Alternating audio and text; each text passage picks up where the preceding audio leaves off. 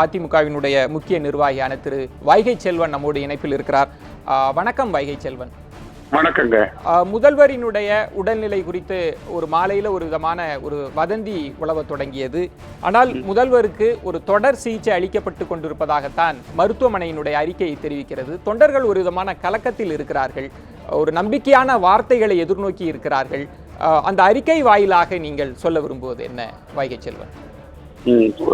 தொண்டர்கள் எவ்விதமான கலக்கத்தும் ஏற்பட தேவையில்லை. அனைத்திந்திய அண்ணா திராவிட முன்னேற்ற கழகத்தின் பொதுச் செயலாளரும் மாண்புமிகு தமிழ்நாடு முதலமைச்சருமாக இருக்கின்ற புரட்சி தலைவி அம்மா அவர்கள் ஒரு சின்ன உடல்நிலை குறைவு ஏற்பட்டது. பிறகு தற்போது தொடர் சிகிச்சை அளிக்கப்பட்ட காரணத்தினால் அவற்றிலிருந்து முன்னேறி இருக்கிறார். ஒரு நல்ல முறையிலே தற்போது இருக்கிறார் என்கிற செய்தியைத்தான் அப்போலோ மருத்துவமனை வட்டாரங்கள் தெரிவித்திருக்கின்றன.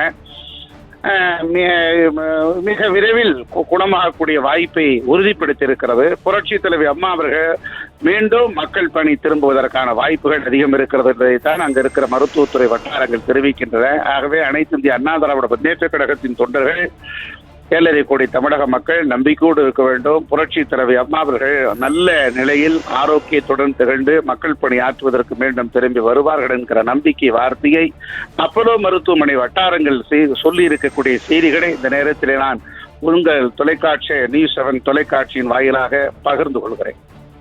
தொடர்ந்து அப்போலோ மனை வளாகத்தை நோக்கி தொண்டர்கள் வந்து கொண்டே இருப்பதையும் நம்மால் பார்க்க முடிகிறது. திரு வைகை செல்வன், அத்தகைய தொண்டர்களுக்கு நீங்கள் சொல்லக்கூடிய செய்தி என்ன? ஏன்னா இரவு பொழுதாகிவிட்டது, காவல்துறை அவர்களை அமைதி காக்கும்படி அப்புறப்படுத்தக்கூடிய பணிகளிலும் ஈடுபட்டு கொண்டிருக்கிறார்கள். மற்ற அதிமுக தொண்டர்களுக்கு நீங்கள் சொல்லக்கூடிய செய்தி என்ன திரு வைகை?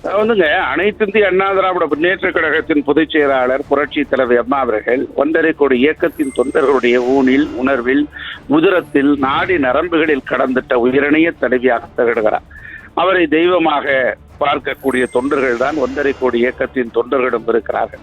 அப்படிப்பட்ட தலைவர் எளிய தொண்டனையும் உயர்ந்த ஒரு பொறுப்புகளை, வாய்ப்புகளை உருவாக்கக்கூடிய ஒரு இயக்கத்தினுடைய ஒப்பாரும் இக்காரமில்லா தலைவராக திகழ்ந்து கொண்டிருக்கிற புரட்சி தலைவி அம்மா அவர்களை உயிருக்கு நிகராக மதிக்கக்கூடியவர்கள் தான் தொண்டர்கள்.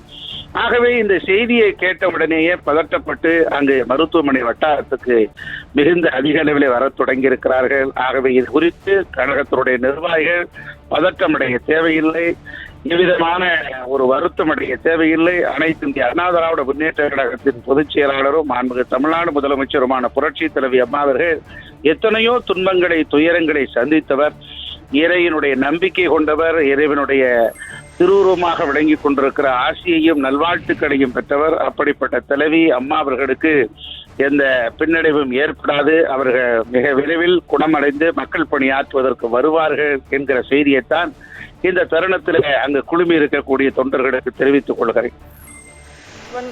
மாலையிலிருந்தே இந்த செய்தி, திடீர் உடல்நல குறைவு ஏற்பட்டதாக ஒரு செய்தி ஊடகங்களில் பரவ தொடங்கியது.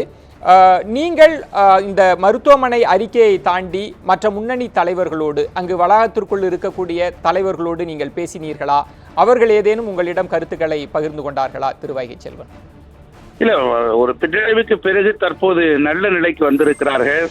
ஒரு மிகச்சிறந்த மருத்துவ குழு அவருக்கு சிகிச்சை அளித்துக் கொண்டிருக்கிறது. நல்ல நிலையில் இருக்கிறார்கள், எந்த விதமான பதட்டமும் தேவையில்லை என்கிற செய்தியைத்தான் மருத்துவத்துறை வட்டாரமும் மூத்த அமைச்சர் பெருமக்களும் சொல்லி இருக்கிறார்கள். ஆகவே இது குறித்து கழகத்தினுடைய நிர்வாகிகளும் உடன்பிறப்புகளும் என்பதைத்தான் நாங்கள் தெரிவித்துக் கொள்கிறோம்.